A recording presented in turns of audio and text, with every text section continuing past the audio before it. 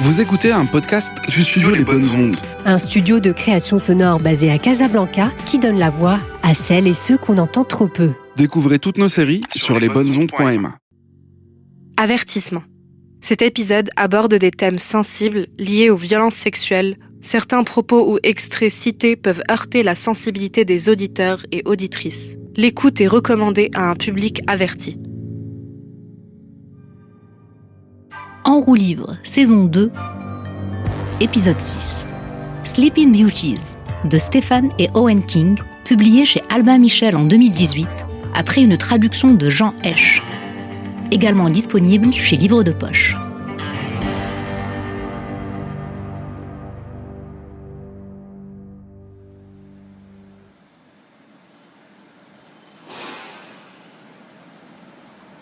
Voici un élément intéressant, reprit Roland. Au cours de la seconde moitié du 19e siècle, la plupart des exploitations minières, y compris ici même dans les Appalaches, employaient des travailleurs appelés coolies. Non, je ne parle pas des paysans chinois. C'étaient des jeunes garçons, âgés parfois de 12 ans seulement, chargés de monter la garde à côté des machines qui avaient tendance à surchauffer. Les coolies possédaient un seau d'eau ou un tuyau s'il y avait une source à proximité.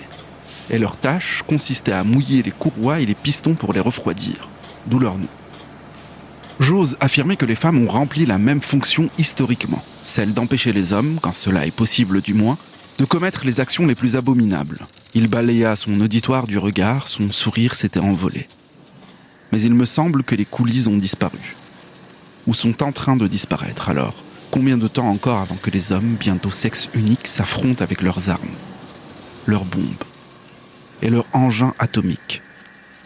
Combien de temps avant que la machine surchauffe et explose?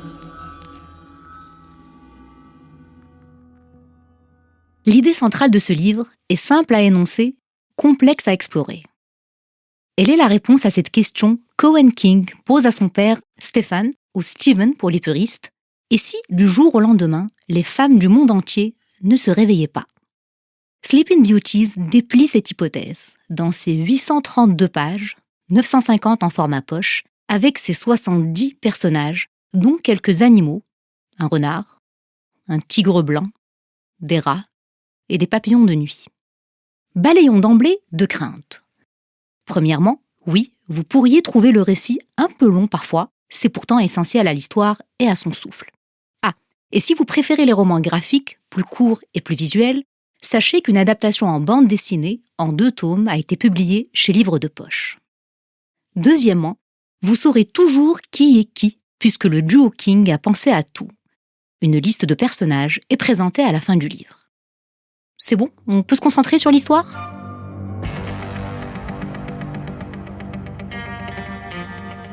Nous sommes dans une localité défavorisée des États-Unis.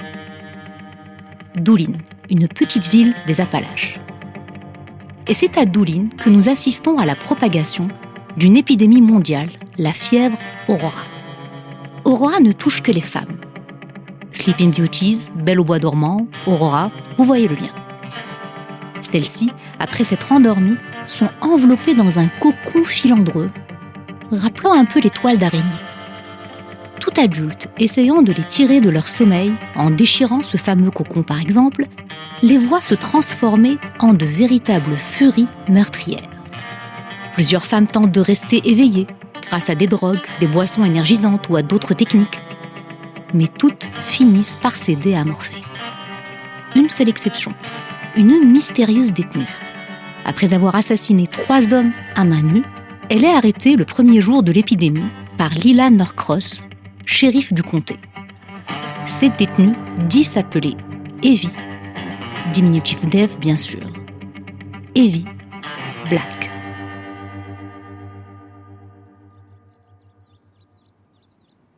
Evie, elle, était presque partout. Elle était une mouche à bord du 767. Elle rampait jusqu'au fond d'un grand verre et trempait ses pattes dans un reste de whisky coca. Quelques secondes avant que le nez de l'appareil percute la surface de l'océan. Le papillon de nuit qui voltigeait autour du néon au plafond de la cellule de Nell Seeger et Celia Freud était également Evie. Elle visitait le tribunal de Coughlin, derrière la grille et la conduite d'aération, dans le coin de la salle de réunion qu'elle observait avec les yeux noirs et brillants d'une souris. Fourmie sur la pelouse de la Maison Blanche, elle marchait dans le sang encore chaud d'une adolescente morte. Dans les bois où Jared courait pour échapper à ses poursuivants, elle était un ver, collée sous ses chaussures, fouillant la terre, aveugle et coupée en plusieurs morceaux. Evie voyageait. Ce qu'il y a de particulier avec Evie, d'après Owen King, c'est qu'on ne saura jamais qui elle est vraiment. Un esprit de la nature, une méchante fée, une sorte de force magique. Mais rassurez-vous, enfin, dans la mesure où l'on peut être rassuré en ouvrant un livre signé par King. Bref, rassurez-vous, car Evie Black peut être tout cela et rien de cela en même temps. Chacun ou chacune d'entre vous l'interprétera comme bon lui semble. En tout cas, Evie ne dort pas. Evie révèle même au psychiatre de la prison et mari de la shérif, Clinton Norcross, l'existence d'une sorte d'univers parallèle. Elle lui apprend que les dormeuses vivent éveillées dans ce Doolin alternatif. Elles vivent dans un futur où l'essence et autres polluants n'existent plus. Un Doolin où les femmes se débrouillent même très bien. Elles recréent une communauté, se répartissent les rôles de chasse, de cueillette ou d'éducation des fillettes et des adolescentes. Un Doolin également purgé de la violence masculine, où toutes peuvent circuler sans craindre de se faire agresser. Elle l'appelle « Chez nous ». Chez nous n'était pas une utopie. Il y avait des larmes, de nombreuses disputes. Et, au cours du premier été, un meurtre doublé d'un suicide qui bouleversa toutes les femmes. Avant tout parce qu'il n'y avait aucun sens. Maura Dunbarton, autre réfugiée du centre pénitentiaire de Dooling dans le monde d'avant, étrangla Kelly Rawlings, puis se donna la mort. Maura avait laissé un mot, écrit au crayon à papier sur un morceau d'enveloppe. Ce monde est différent, mais moi je suis toujours la même. Vous serez mieux sans moi. J'ai tué Kaylee sans raison particulière. Elle ne m'a pas énervée. Elle n'a rien fait. Je l'aimais toujours, comme en prison. Je sais qu'elle vous était utile. C'était plus fort que moi. L'envie m'a pris de la tuer et je l'ai fait. Ensuite, je l'ai regretté. Maura. Du côté du Doolin réel, la situation est de plus en plus explosive.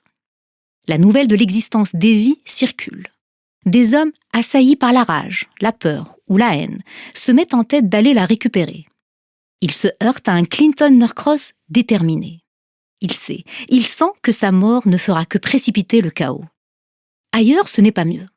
Moins d'une semaine après le début de l'épidémie, une rumeur lancée par un pseudo-docteur affirme que la seule solution serait de brûler tous les cocons. Brûler tous les cocons avec les femmes dedans. Réalité qui fut rapidement diffusée à la télé et sur Internet, accompagnée de démentis de la part de dizaines de savants réputés et du Centre de contrôle et de prévention des maladies d'Atlanta. Mais le mal était fait. Et Lila Norcross aurait pu prédire ce qui allait suivre. En fait, elle l'avait déjà prédit. Si certaines personnes croisaient les doigts, Lila savait, après presque 20 ans passés sous l'uniforme, qu'il fallait toujours s'attendre au pire. Dans un monde qui avait peur, les fake news régnaient en maître.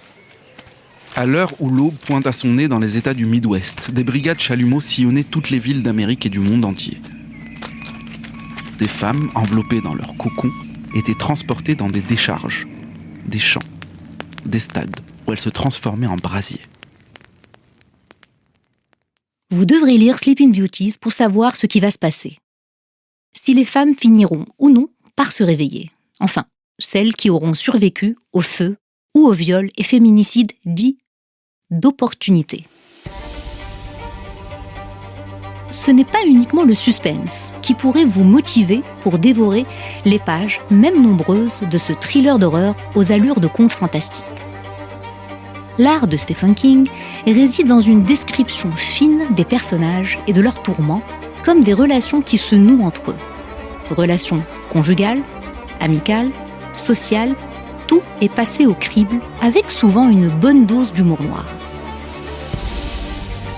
Sleeping Beauties tend un miroir aux États-Unis de Trump. En plus des fake news, y sont étriés le président orange, mais aussi les inégalités, le fanatisme et les phénomènes de foule. Miroir pas uniquement aux États-Unis, l'épidémie Cohen et Stephen King décrivent est mondiale. Aucun hasard non plus à ce que le livre s'ouvre sur la prison, avec ses détenus et ses gardiens. Parmi ces derniers, Don Peters, qui, disons, se serre dans le tas et qui ne comprend pas que cela puisse poser problème.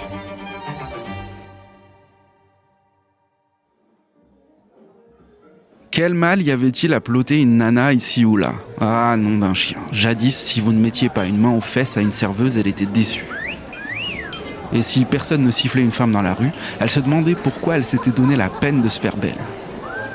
Elle se faisait belle pour se faire draguer, c'était un fait. À quel moment la jante féminine avait-elle changé du tout ? Sous le règne du politiquement correct, vous ne pouviez même plus faire un compliment à une femme.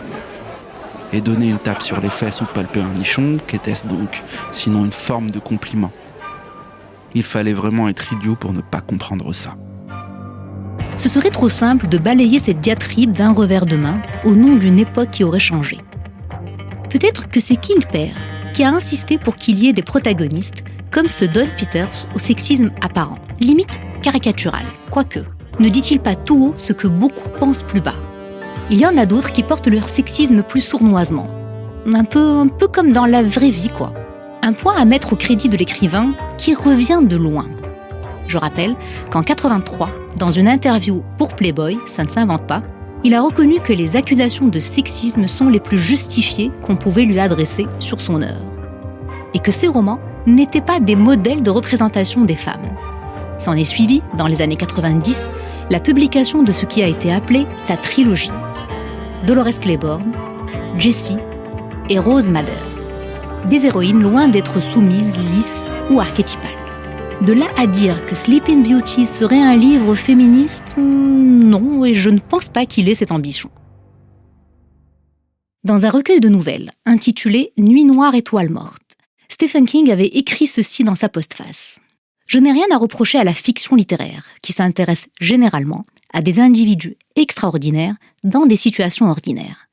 Mais en tant que lecteur et en tant qu'écrivain, je suis beaucoup plus intéressé par les gens ordinaires dans des situations extraordinaires. Je veux provoquer chez mes lecteurs une réaction émotionnelle, voire viscérale. Les faire réfléchir pendant qu'ils lisent n'est pas mon objectif. Écrire mal, c'est plus qu'une question de syntaxe tocarde et d'observation erronée. Écrire mal provient généralement du refus obstiné de raconter des histoires sur ce que les gens font réellement.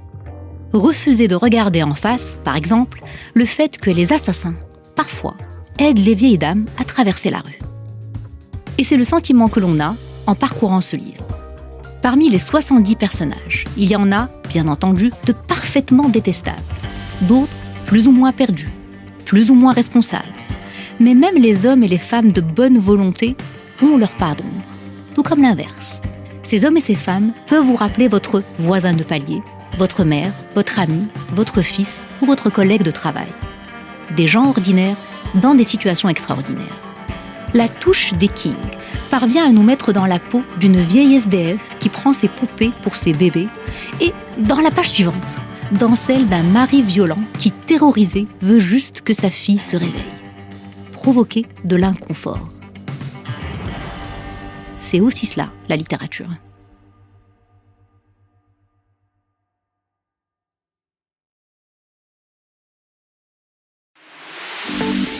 Vous avez aimé ce podcast ? Vous allez adorer Soldat Bison, Zinqa ou Hadith al-Ard. Des récits intimes, puissants, enracinés. À écouter sur toutes les plateformes Ou sur lesbonnesondes.ma.